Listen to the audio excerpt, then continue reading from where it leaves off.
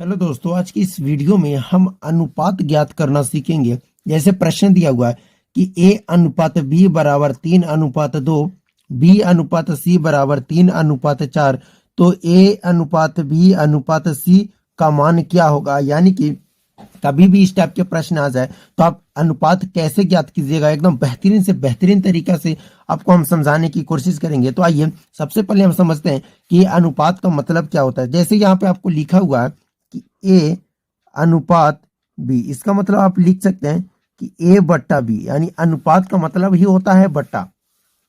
ए अनुपात बी का मतलब ए बट्टा बी। जैसे मैं बोल दूं कि 4:3 का मतलब क्या हो जाएगा मेरे दोस्त, तो 4/3, यानी अनुपात का मतलब ही होता है बट्टा। तो यहाँ प्रश्न है कि ए अनुपात बी बराबर 3:2, बी अनुपात सी बराबर 3:4, तो ए अनुपात बी अनुपात सी का मान क्या होगा। एकदम बेस्ट तरीका से आप समझिएगा कैसे ज्ञात किया जाता है।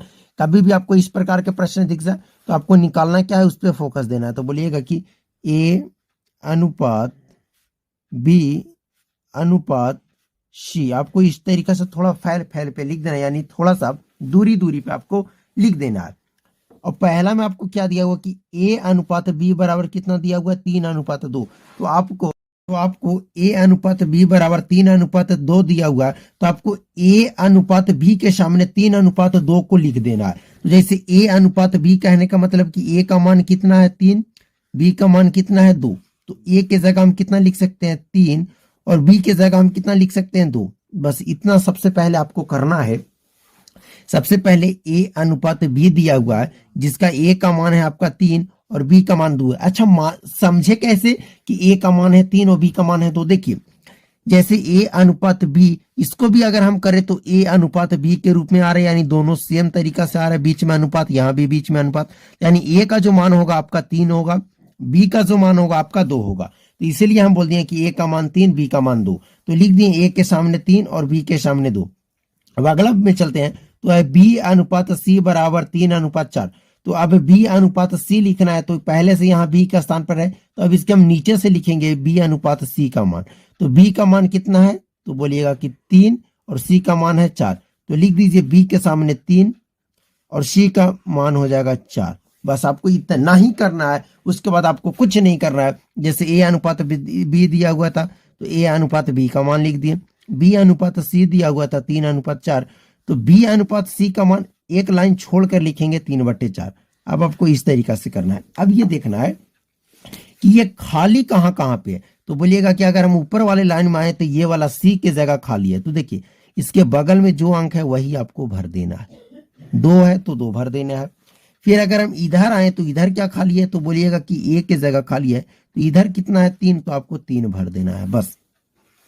अब देखना कि अगर तीनों में कटता है तो काटेंगे, नहीं कटता है तो नहीं काटेंगे। अगर एक में ऐसे काटेंगे जब तीनों में सेम चीज से कटेगा तब।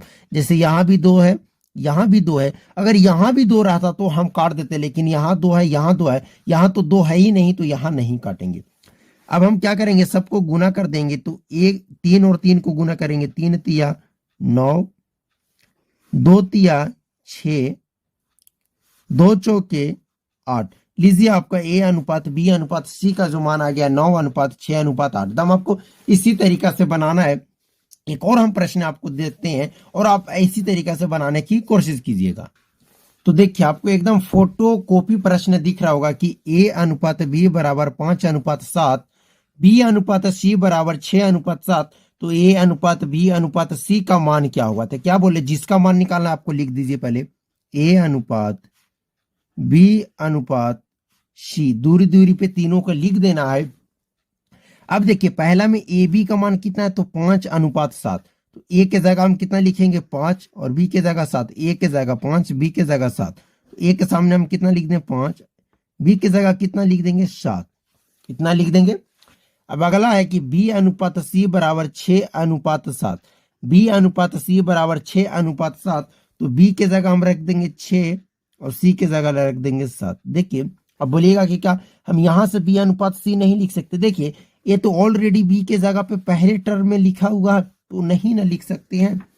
अब जहां जहां खाली है वहां वहां भर दीजिए। तो यहाँ पे इधर सी खाली है, तो सी के जगह सामने 7 है, तो यहाँ 7 भर देंगे। नीचे से नहीं देखना है, सामने वाला में देखना है। इसका सामने 6 खाली है, 6 यहां भर देंगे, 1 खाली है यानी 6 भर देंगे। कट रहा है कुछ, कुछ नहीं कट रहा है, तो 6 पच्चे 30 अनुपात 7 छक्के 42 अनुपात 7 सत्ते 49। इसको गुना तीनों को कर दिए, तो ये आपका फाइनली आंसर आ गया। अगर आप इससे भी बेस्ट तरीका जानना चाहते हैं, एकदम बेस्ट से बेस्ट तरीका, इतना भी आपको गुना नहीं करना पड़े, एकदम डायरेक्ट आप अंकों को बराबर करें और आपका आंसर आ जाए, तो कमेंट जरूर कीजिएगा। मैं इसका सेकेंड पार्ट जरूर बनाऊंगा, यानी नेक्स्ट ट्रिक मैं इसको जरूर बनाऊंगा। चलिए, थैंक यू, जय हिंद, जय भारत।